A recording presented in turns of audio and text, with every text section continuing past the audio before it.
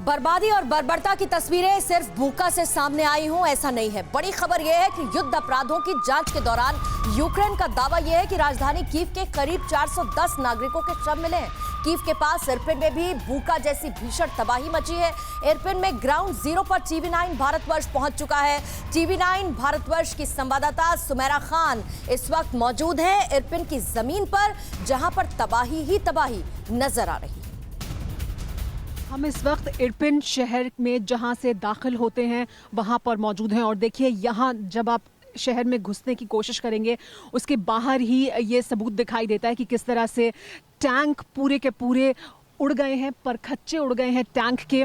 और कहा यह जा रहा है कि दरअसल यूक्रेनी सेना को जिस तरह के हथियार मुहैया कराए गए ब्रिटेन की तरफ से, बाकी दूसरे देशों की तरफ से जिनमें NLAWs शामिल हैं, इस तरह के हथियार शामिल हैं जिन्हें कंधे पर रख कर फायर किया जा सकता है। बताया जा रहा है कि इस तरह के हथियारों से इन टैंकों को उड़ाया गया है। और यहाँ से जब रिट्रीट कर रही थी रूसी सेना, यानी यहाँ से जब वापस जा रही थी इरपिन से, उस वक्त इस तरह से जो रूसी टैंक हैं उन्हें निशाना बनाया गया।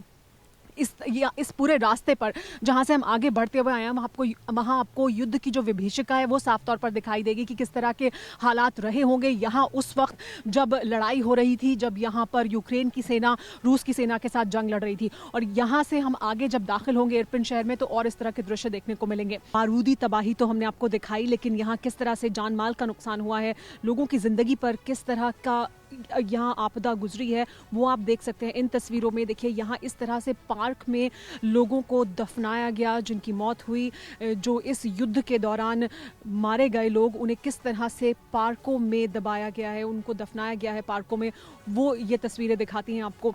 आसपास इस वक्त इस पूरे शहर में सन्नाटा है, एक भी व्यक्ति नहीं है। यहाँ पे जो लोग बचे हुए थे उनको भी धीरे धीरे इवैक्यूएट कर लिया गया है, तो यहाँ अब कोई बाकी नहीं है। इरपिन में कोई ऐसी इमारत नहीं बची है जिसे नुकसान ना पहुंचा हो, कोई ऐसा पेट्रोल पंप या ऐसा स्कूल या ऐसा इंस्टीट्यूट नहीं है जिसे नुकसान ना पहुंचा हो। किसी घर के शीशे मजबूत हो अभी तक ऐसा दिखाई नहीं देता है। घरों की छतें उड़ गई हैं।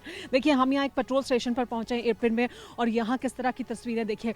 गाड़ी जहाँ खड़ी थी वही खड़े खड़े उस गाड़ी में आग लगी है।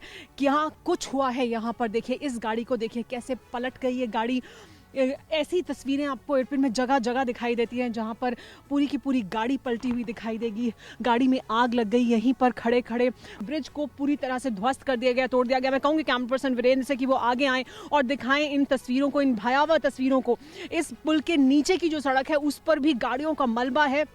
यहाँ पर अभी काफ़ी हद तक सफाई की गई है यहाँ, वरना लगभग 100 से 200 गाड़ियाँ एक दूसरे के ऊपर चढ़ी हुई थी। और अभी भी देखिए ये तस्वीरें बयां करती हैं कि किस तरह की भयावह स्थिति यहाँ पर रही होगी।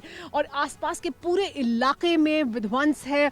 ऐसा लगता है कि जब टैंक आगे बढ़ रहे थे रूस के, तो वो चारों तरफ अपने टैंक्स को घुमाकर गोलियां दाग रहे थे। विध्वंस है उसकी तस्वीरें साफ तौर पर दिखाई देती हैं। जिस तरह का तांडव यहाँ सड़कों पर हुआ है इरपिन की, वो साफ तौर पर दिखाई देता है। इन तस्वीरों को अगर हम देखेंगे, देखिए किस तरह से गाड़ियां जली हुई हैं। और यहाँ पर ऐसी एक दो नहीं 100-200 गाड़ियां थी ऐसा हमें बताया जाता है, जिन्हें धीरे धीरे यहाँ से हटाया जा रहा है। कैमरा पर्सन वीरेंद्र के साथ मैं सुमेरा खान, इरपिन, यूक्रेन से। फिक्र आपकी, सोमवार से शुक्रवार रात 9 बजे सिर्फ TV9 भारतवर्ष पर।